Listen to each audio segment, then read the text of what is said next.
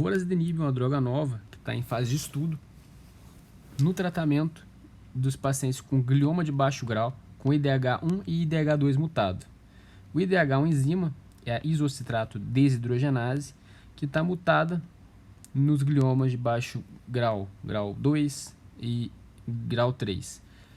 Os gliomas são tumores malignos do sistema nervoso central, né, e que causam morte prematura, morbidade alta. E o vorasidenib, como forma oral, tem uma penetração boa. Enfim. E esse é um estudo duplo cego, fase 3, randomizado, né, bem feito, que mostra como é que foi a resposta desses doentes ao uso dessa droga comparado com outro grupo que usou placebo. Foram 330 pacientes, né, randomizados em 2 grupos, um follow-up de 14 meses, e a conclusão foi que teve um benefício no uso do vorasidenib em relação ao placebo. Pacientes que tiveram grau 2, ele aumentou significativamente o tempo livre de progressão de doença e atrasou muito o tempo até a próxima intervenção. Os gliomas são um tipo mais comum de tumor primário do sistema nervoso central nos adultos. Os gliomas de baixo grau são um tipo mais comum nos pacientes mais jovens, até 50 anos. Após 50 anos, o tipo mais comum é o glioblastoma. E esse IDH, essa enzima mutada, né, a isocitrato desidrogenase mutada, tem do tipo 1 e do tipo 2, ela está presente em todos os casos de glioma grau 2 nos adultos. E esse IDH mutado ele vai produzir um metabólito, que é 2-hidroxiglutarato, e esse metabólito, o 2-hidroxiglutarato, ele vai acumular no tecido do glioma, e esse metabólito acumulado ele vai inibir o funcionamento do grupo de enzimas que são as alfa-quetoglutarato dependentes. E as alfa-quetoglutarato dependentes ela vai ser inibida. Isso vai gerar algumas mudanças no funcionamento da célula do glioma. Ela vai alterar ou atrapalhar a hidroximetilação do DNA, a expressão gênica e a diferenciação celular. De forma geral, o IDH mutado ele vai atrapalhar a divisão celular e a multiplicação celular. E é isso. Assim que funciona um IDH mutado.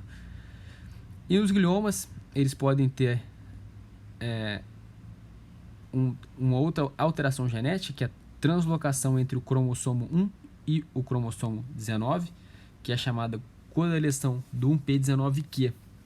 E quando isso está presente, quando você tem a codeleção do 1p19q, você define aquela alteração como um oligodendroglioma. Quem tem isso é um oligodendroglioma. Quando você não tem essa codeleção do 1p19q, você classifica esse glioma como um astrocitoma.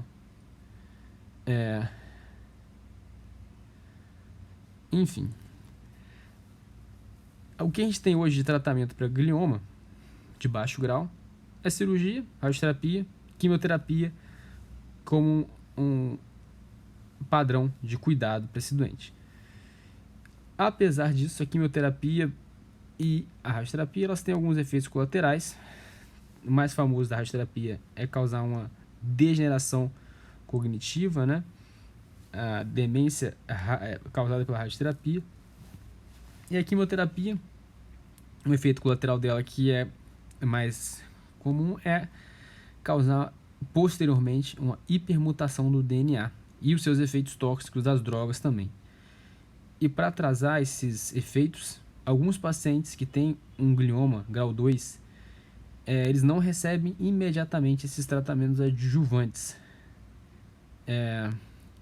Ao invés disso, eles são monitorizados com exames de imagem, uma ressonâncias magnéticas em tempos pré-determinados, o que a gente chama de watch and wait. Isso dá para a gente a oportunidade de avaliar eventualmente novas terapias, e foi nesse contexto, nesse doente, que surgiu a oportunidade de testar o vorazidemib. O vorazidemib funciona sendo um inibidor da IDH1 e 2, das enzimas IDH1 e 2, e ele tem uma penetração de barreira hematocefálica.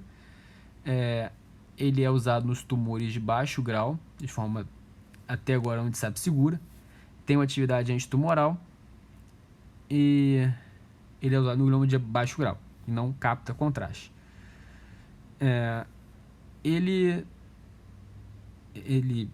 O vorazidemib resultou numa redução de mais de 90% da concentração desse oncometabólito 2-hidroxiglutarato no tumor ressecado.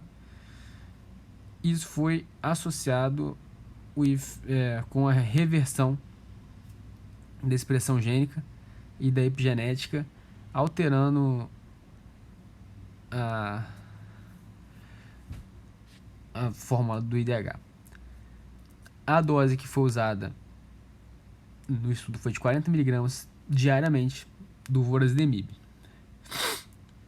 Essa é a dose que era usada no estudo. Enfim, é um estudo que aqui as características dos grupos, como é que eles foram divididos, as características do estudo em relação à idade, sexo, as características dos grupos em si. E esse aqui é o gráfico mais importante, mostrando qual foi o resultado efetivo do estudo em gráfico, né? E aqui eu mostro o seguinte: tempo de progressão livre de doença. O grupo placebo em azul voltou a doença, né? Acabou o tempo de progressão livre com 11 meses. O grupo que usou o vorazidemib ficou mais tempo livre de doença, chegou a 27,7 meses livre de doença. Esse livre de doença era avaliado com exame de imagem, com ressonância de crânio. Então ele aumentou, o vorazidemib aumentou o tempo livre de doença. E o vorazidemib também aumentou um outro ponto, que o grupo placebo precisou de uma nova intervenção, uma nova cirurgia, algum outro tipo de tratamento com 17,8 meses. E até o período do estudo, o grupo que está usando o vorazidemib não precisou de uma outra intervenção. Então esses foram os dois principais resultados desse estudo. Esse estudo é um braço do INDIGO, que é um trial também, fase 3, que tem o objetivo de estudar alvos moleculares para terapia dos gliomas com IDH mutado, para abrir ali algumas opções de tratamento. E existem outras drogas também que inibem o IDH. Essas drogas foram vistas na leucemia mieloide, no colangiocarcinoma inicialmente. O ivozidemib, o enazidemib são inibidores do IDH1 e 2 mutado. E atualmente, tá bem no início, mas uma opção no futuro é usar uma terapia combinada e não uma terapia única. Talvez seja uma opção no futuro para esse doente. E aqui é uma tabela de efeitos colaterais da droga. Não teve nenhum efeito colateral muito importante. Teve alteração de hepatograma em algum grau, fadiga, dor de cabeça, diarreia, náusea, convulsão, constipação. Nenhum efeito grave a princípio e bem distribuído entre o grupo placebo e o grupo que usou o vorazidemib. E é isso.